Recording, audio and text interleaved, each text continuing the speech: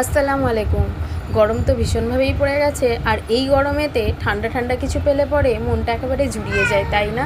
আর তাই আমি একটা ঠান্ডার রেসিপি নিয়ে চলে এসেছি, যার নাম হলো মিক্সড ফ্রুট ডেজার্ট। এইটা বানানো খুবই ইজি। এর প্রধান উপকরণ হলো দুধ, যেটা আমি জাল দিতে বসিয়ে দিয়েছি, আর নিয়েছি 1 কাপ পানি, তাতে দিয়ে দিয়েছি 1 চামচ কর্নফ্লাওয়ার, আর আমি সাবু 1 ঘন্টা আগে ভিজিয়ে রেখেছি।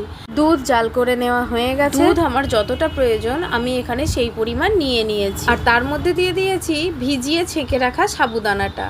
সাবুদানাটা দেওয়ার পর আমি ভালোভাবে নাড়তে থাকবো আর এটাকে ফোটাতে থাকবো। এটা যখন দেখতে ঠিক কাঁচের মতো স্বচ্ছ হয়ে যাবে, তখন ভাববেন যে সাবুটা রান্না হয়ে গেছে। এই পর্যায়ে আমি দিয়ে দেব চিনি। আপনারা আপনাদের স্বাদ মতো চিনি দেবেন। আমি এখানে আবার সবগুলোকে ভালোভাবে নাড়িয়ে চাড়িয়ে নিয়ে মিক্স করে নেব। দুধটা বয়েল হয়ে উঠলে পরে দিয়ে দেব কর্নফ্লাওয়ার মেশানো পানিটা। সেটা দিয়ে আবার ভালোভাবে নাড়িয়ে চাড়িয়ে নেব ফুটে ওঠা পর্যন্ত। তারপর দেখবেন যে দুধটা কতটা ঘন হয়ে গেছে।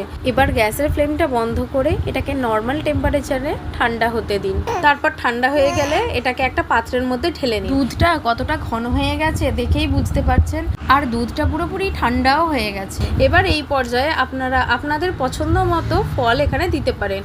ঠিক যেমন আমি আমার পছন্দ মতো ফল এখানে দিয়ে দিয়েছিলাম, যেমন তরমুজ, আঙুর, পেঁপে, ড্রাই ফ্রুটসের মধ্যে ছিল কিশমিশ, কাজু বাদাম। এছাড়া আপনারা এখানে স্ট্রবেরি, কালো আঙুর এইসবও যোগ করতে পারেন। ও হ্যাঁ, এখানে কিন্তু আমি কলাও দিয়েছিলাম, যেটা আমার শর্টসের মধ্যে নেওয়া হয়নি। আপনারা এখানে ড্রাই ফ্রুটসের মধ্যে পেস্তা বাদাম, কাঠবাদাম এইসবও যোগ করতে পারেন। আমার কাছে মোটামুটি যা অ্যাভেলেবেল ছিল তাই আমি এখানে যোগ করে দিয়েছি। এটাকে ঠান্ডা ঠান্ডা খাওয়ার জন্য তো ফ্রিজে দিতেই হবে, তাই আমি 1 ঘন্টার জন্য ফ্রিজে ঢাকনা দিয়ে এটাকে রেখেছিলাম। 1 ঘন্টা পর আমি এটাকে বের করেছি। দেখুন এটা কতটা ঘন আকার নিয়েছে। আমি তো এটা ইফতারিতে ব্যবহার করেছিলাম, ভীষণভাবে প্রাণটা জুড়িয়ে গিয়েছিল। আপনারা এইভাবে একবার বাড়িতে ট্রাই করে দেখতে পারেন। আমি আবারও বলছি, আপনারা আপনাদের পছন্দ মতো ফল দিয়ে এটাকে তৈরি করতে পারেন।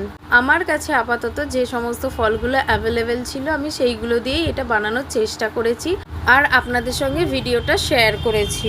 আমার ভিডিও যদি আপনাদের ভালো লেগে থাকে তাহলে অবশ্যই লাইক, শেয়ার এবং কমেন্ট করে দেবেন। আর এই প্রচণ্ড গরমে আপনারা সবাই সুস্থ থাকবেন, ভালো থাকবেন। টাটা, খুদা হাফেজ।